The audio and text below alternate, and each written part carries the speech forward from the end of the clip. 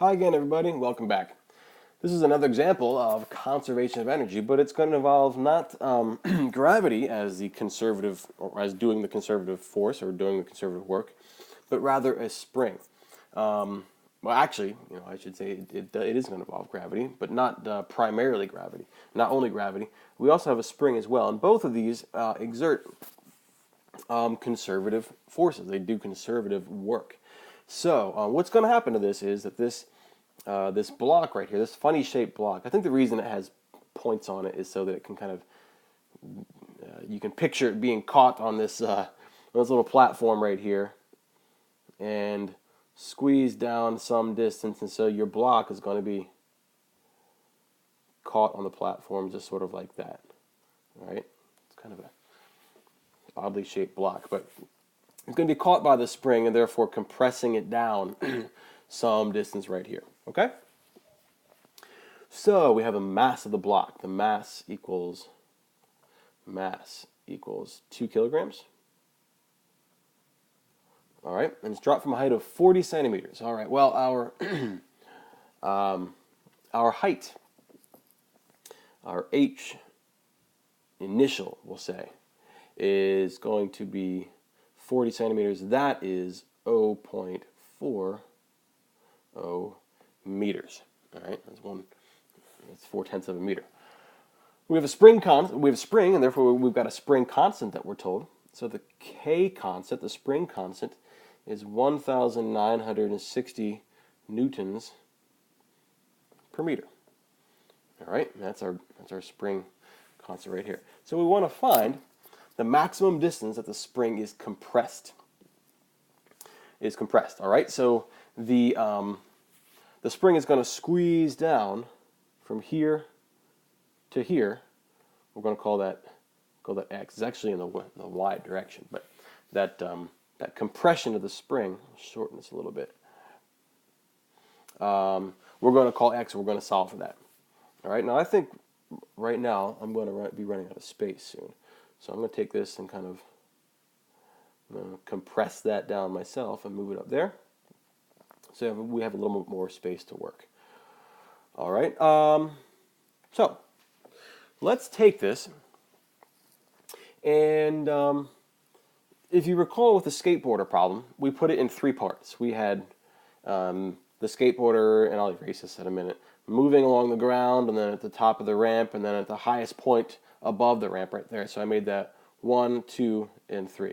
Let's see if we can get away with doing this in just 2 parts. And we actually could have done this with a skateboarder as well, and just 2 segments. So we're going to call this right here, all this initial. And so since I am using only 2, I'm just going to call it initial and final. And this is going to be our final right here. So our energy initial is going to equal our energy, hopefully, it should equal our energy final, because we're dealing with conservative forces. We're dealing with gravity and we're dealing with springs, both of which are conservative forces. So all the total energy up here should equal all the total energy down here at the bottom, just maybe in different forms. So we're going to say that the energy initial at the top equals energy final at the bottom, where the spring is completely compressed. All right? Well, what is the energy initial and final? What can we break that up into? In fact, you know what? I'm just going to start writing down below, because I don't think I need all that space right there. I'm going to start writing down here. Energy initial equals energy final. Well, the energy initial is the sum of kinetic initial plus potential initial, and that's going to be equal to kinetic final plus potential final. Okay? Now remember, we're solving for, here's what I'll use this space for. What are we solving for? We're solving for our X, how much it's compressed, maximum distance that the spring is compressed right there. Right? That's what we're solving for. All right. Well, that's going to be something in the final right here, because it's after it is compressed, so it's going to be one of these 2. Well, let's write all these out in a little more detail. So kinetic energy initial. Okay, so up here, what is the initial kinetic energy? Well, it's dropped from a height. All right, like it is held at a certain place and then it is released. So how is it moving initially?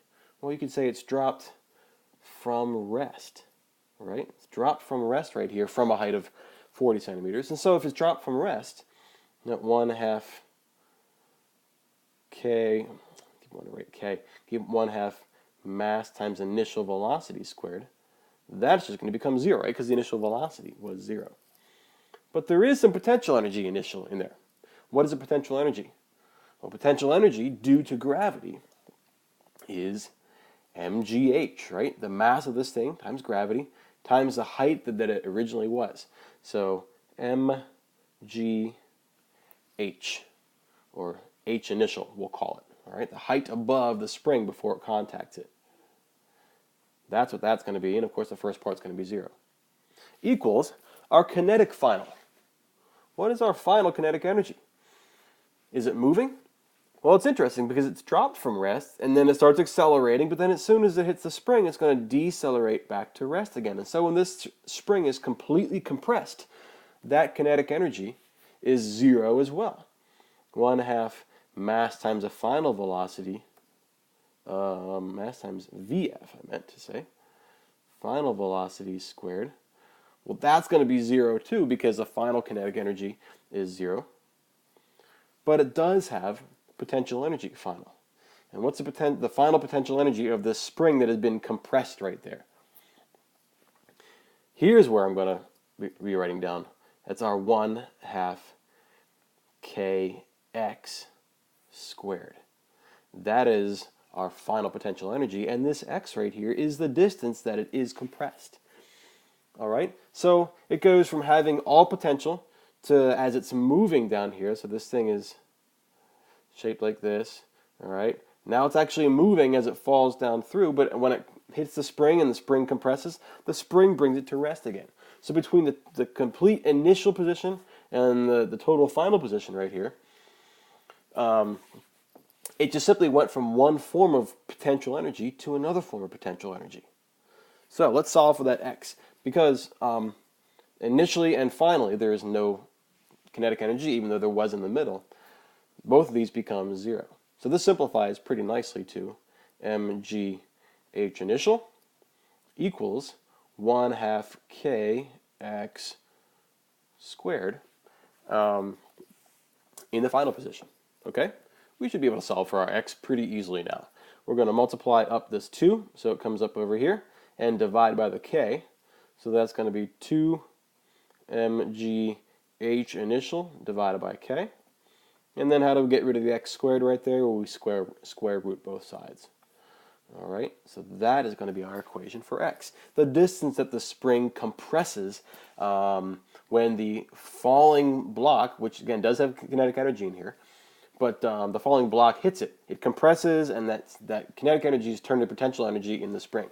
By the way, real quick, look at this for a second. What's going to happen the second after this block comes to rest? You've done work on the spring. Well, the spring is going to do work on the block, and it's probably going to bounce it back up. That tends to be what springs do. As you compress them, they rebound. But this is simply solving for that displacement of the spring.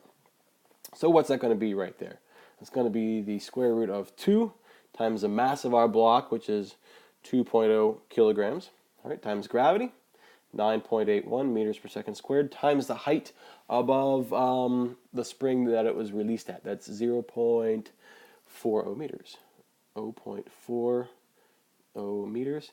All divided by our spring constant, which is 1,960 newtons per meter. And this is going to give us our displacement of the spring.